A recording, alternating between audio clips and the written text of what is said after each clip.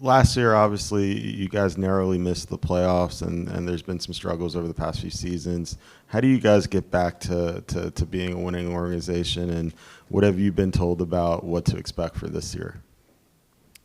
Yeah, I think as a club, it's just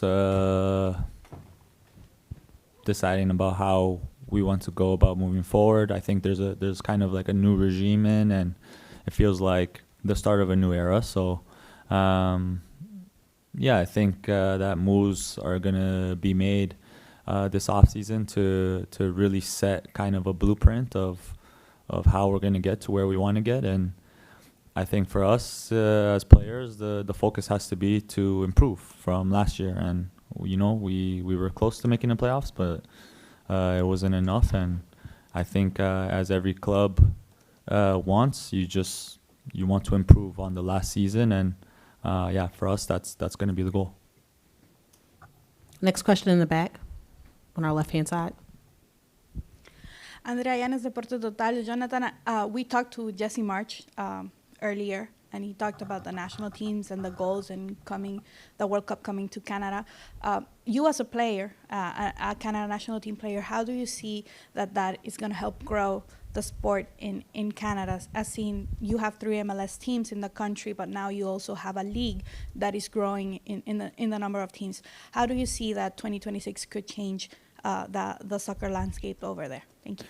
Yeah, I think it could be huge. I think it can make kind of a similar impact that the '94 World Cup did to the United States. And, it's a kind of a once-in-a-lifetime kind of thing. And for the World Cup to be coming to Canada is huge. The sport is already growing rapidly back home. I think kids statistically are playing soccer more than any other sport.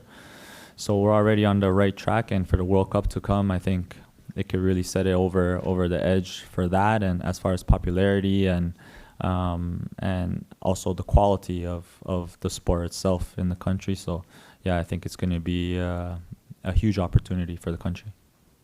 We're going to go to our right with David, if you could raise your hand. Yeah, so nice to see you again. Nice to see you too, man. We have a report that came out today about Toronto FC in negotiations to acquire Theo Corbino, who Canadian international coming over. I won't ask you to confirm or deny that or do anything, but let's say hypothetically, what's Theo like as a player from what you've experienced, and what have you seen from him in Canadian national teams? Yeah, Theo is a very talented player. I played with him in the national team for a few camps, and he was even younger than what he is now. Still a very young player with a lot of talent, and plays with a lot of confidence. Has a huge amount of confidence to him, which is great. And yeah, he would be an asset for any team, honestly. A young player like that. And for us, if he's to play with us, that would be a huge plus for the club to have a young Canadian player of that caliber. We have a question via Zoom from Neil Davidson. It seems that there have been more subtractions than additions to the roster in this offseason. Still awaiting that coaching announcement. You alluded to this a little bit, but he's asking if you could expand upon expectations going into training camp.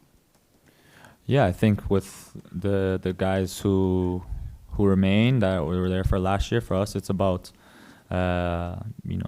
keep moving the club in the right direction and improving on last year. And then we were really close to making the playoffs. So making the playoffs is definitely something that we have our eyes on going into next year. And then, expectations could rise as well, depending on what additions come in,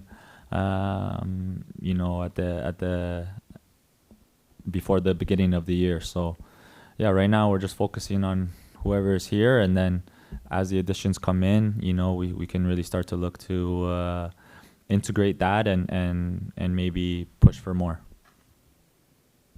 Another question via Zoom from John Molinaro. How critical is it that you turn things around and qualify for the postseason in 2025?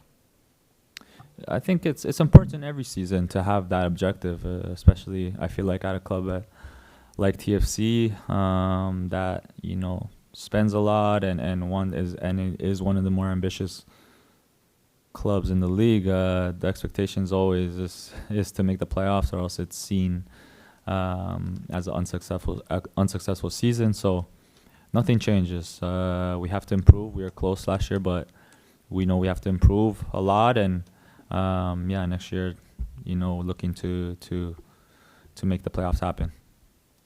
Any additional questions in the room? We'll go back to David. Last one here. Just talk us through your experience since the end of last season, of watching Greg Vanney and Mark Delgado win a title, and sort of from where you've been at the top of what's the interaction with the rest of the guys on the team, and sort of what's been this offseason been like so far? No, just for us in off seasons, working very hard. Our strength and conditioning trainers have really made sure that we are ready going into this preseason, and that's important. We know that this season is important to keep moving the club forward and bringing this club back to the playoffs, because honestly, the fans really deserve it. And, unfortunately, we haven't been able to give them that in a while. Seeing Greg and Mark Delgado and the rest of that staff over their win was amazing. Very happy for them. They deserve it.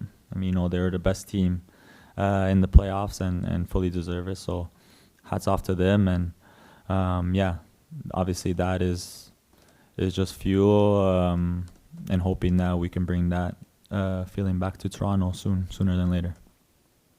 We have a follow-up question from John. He wanted to know what areas of the pitch do you think that Toronto most needs to improve upon from last season?